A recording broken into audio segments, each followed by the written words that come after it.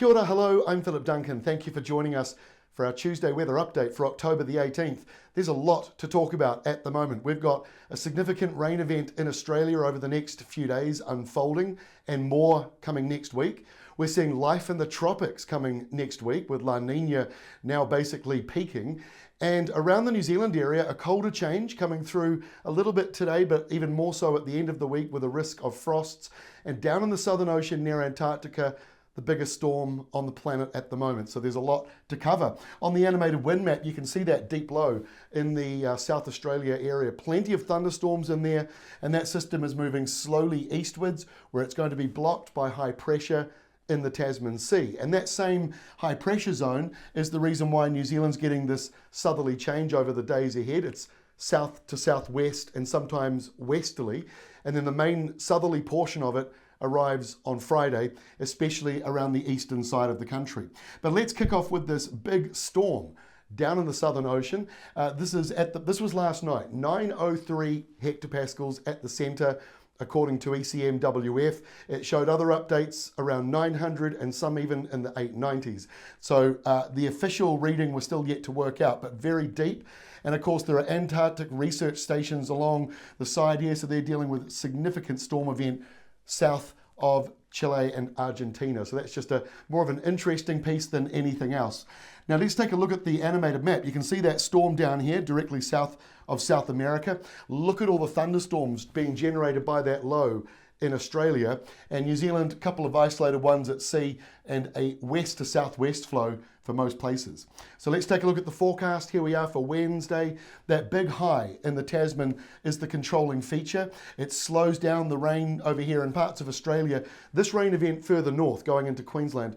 And then in New Zealand, windy in the south. Here's the first of a number of cold fronts that are brushing by, bringing some sort of a temperature drop. Not too major just yet, but there will be some rain and snow up along the mountains and ranges over the days ahead. Here on Thursday, you can actually see the beginning of that more wintry change, and it's going to work with this high. The two will work together to produce that colder change coming up the country. Low pressure stuck here around parts of Victoria, New South Wales, and up towards Queensland as well.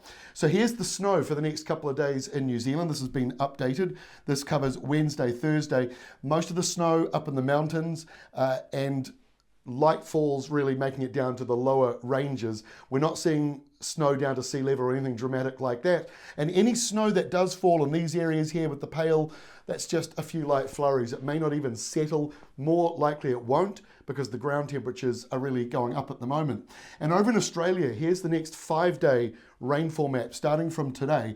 You can see the heaviest falls up here in Queensland. You're talking about places like Emerald and Springsure. Further down into parts of New South Wales, Moree, and places like Tamworth and down towards Dubbo, those areas getting the rain. And in Victoria, it's around Bendigo, further to the south, and Seymour. So this is very wet all along that eastern side, and of course draining out into the Murray River. And we're also seeing some pretty heavy rain where those thunderstorms are at the moment in places like Woomera in South Australia.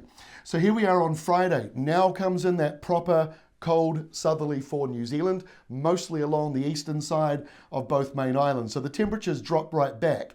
And then here comes the high, the culprit.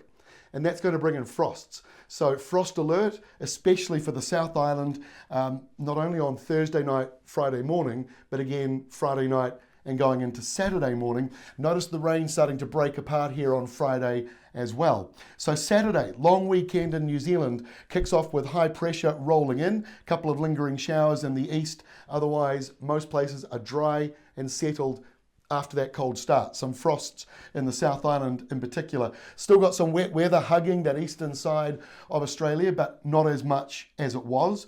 And as we go through to Sunday, that high really dominates the New Zealand area, but we're starting to see real life of La Nina now. Low pressure zones, plenty of thunderstorms, and another area of low pressure sinking south into Victoria and New South Wales again. And our final map for next week, next Monday, Labour Day in New Zealand, a public holiday.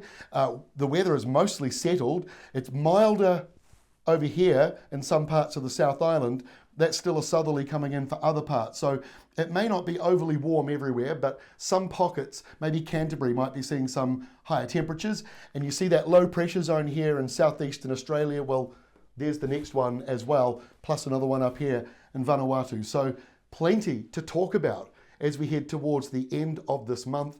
And like I say, La Nina peaks in November. Basically, we're there now. So the next 4, 5, 6 weeks, we're likely to see more thunderstorms up here to the north, more low pressure zones, but we still have these really powerful highs that are controlling their tracking.